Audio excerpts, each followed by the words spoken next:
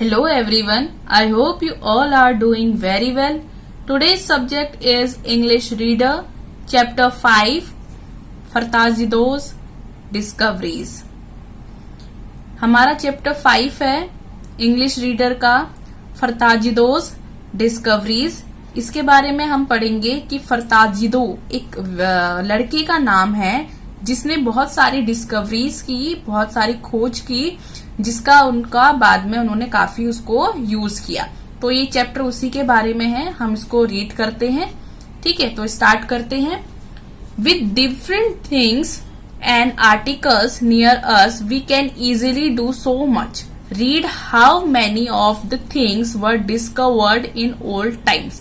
हमने बहुत सारे थिंग्स और आर्टिकल्स अपने आसपास देखे हैं, पढ़े हैं कि हमें बहुत सी चीजें इजीली मिल गई हैं, उसमें काम करते हैं। लेकिन जो पुराने टाइम में थे वो लोगों ने कैसे चीजों की डिस्कवरी की और उनका यूज किया, उसके बारे में हम पढ़ेंगे। The Andaman islands are the islands to the south of India. जो हमारा इंडिया है उसके साउथ साइड में क्या है, अंडमान आइलैंड्स है। तो उसके आसपास ही घूमती एक कहानी है, तो रीड करते हैं। These are small pieces of land surrounded by water. ये आइलैंड्स कौन से हैं? छोटे छोटे पीसेस हैं जो वाटर के चारों तरफ घिरे हुए हैं। इन एशियन टाइम यानी कि पुराने टाइम की जो बात है, there lived a young man named Fartajido. उस टाइम पे एक बहुत ही यंग लड़का था जिसका नाम क्या था, Fartajido. It is believed that he was the first man who lived on the islands. वहां के लोग ये मानते हैं, आइलैंड्स अंडमानीज जो है, अंडमान के जो लोग हैं वो इस चीज को मानते हैं, पुराने टाइम के लोग ये मानते हैं कि जो फरताजिदो था वो पहला व्यक्ति था उस आइलैंड में जो वहां पर रहता था। The people of Andaman islands are called Andamanese.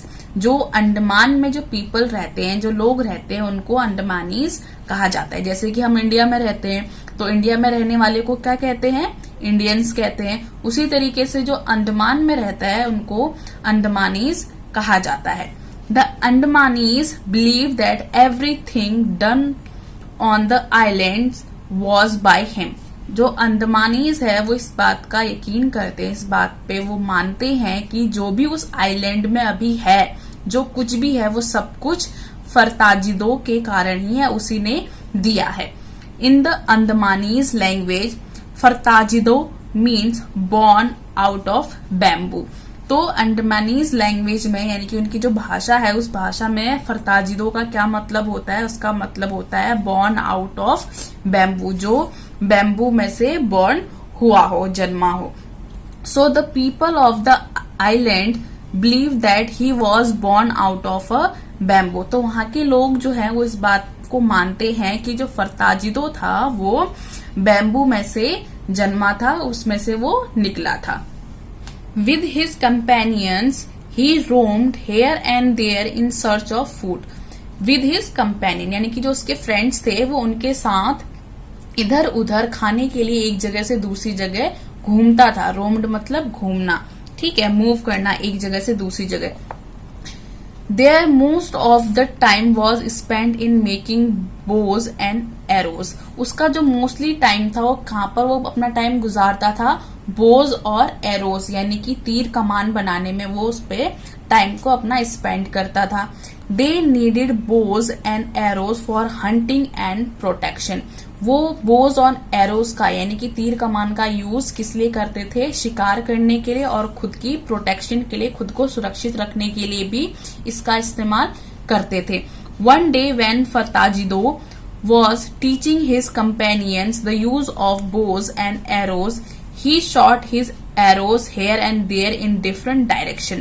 एक दिन क्या हुआ, जब फरताजिदो अपने जो फ्रेंड्स थे उनको सिखा रहा था बोज और एरोस का यूज, जब वो बोज और एरोस का यूज अपने दोस्तों को सिखा रहा था तो उसने सिखाते टाइम अपने जो एरोस थे, अपने जो तीर थे, उनको यहाँ वहां डिफरेंट डिफरेंट डायरेक्शन में शॉट कर दिया यानी कि कमान को छोड़ दिया।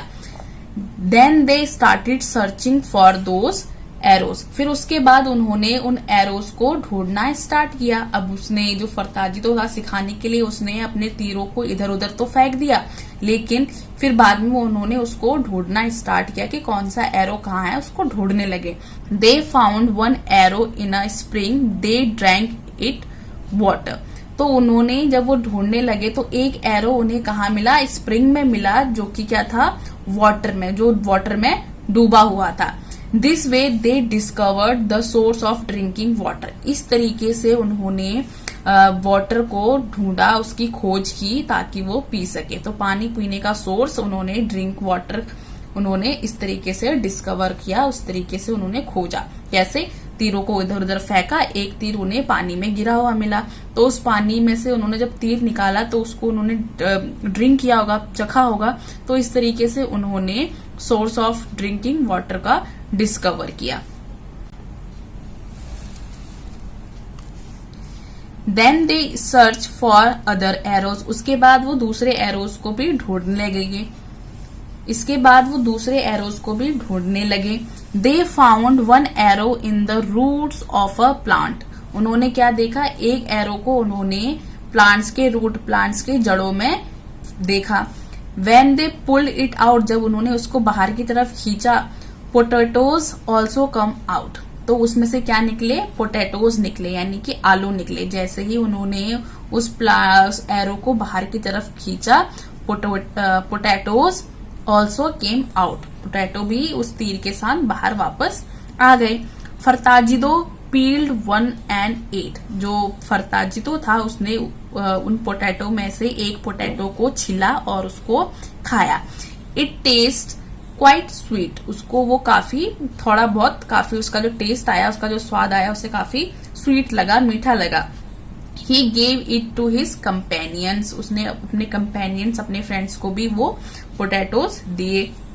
Thus he discovered potatoes. इस तरीके से उसने क्या डिस्कवर किया, किसकी खोज की, पोटैटोज की खोज की। किसने की, फरताजिदो ने। They continued their search. इसी तरीके से वो बाकी जो उनके एरोज थे उनको ढूंढने के लिए वो कंटिन्यू करते रहे। पहले उन्होंने एक तीर को ढूंढा, एक एरो को ढूंढा जिसके थ्रू उन्हें वाटर मिला, वाटर की खोज की। दूसरा एरो से उन्हें पोटैटोज मिले। अब इसी तरीके से वो बाकी एरोज भी ढूंढने लगे।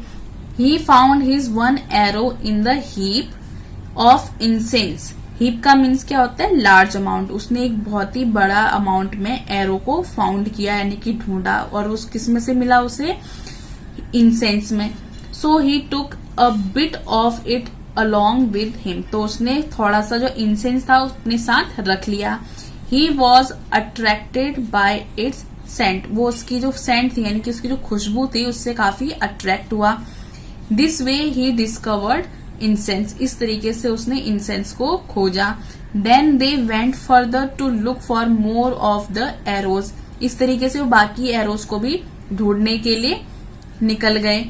फरताजिदो found one arrow in a very fine soil of coat.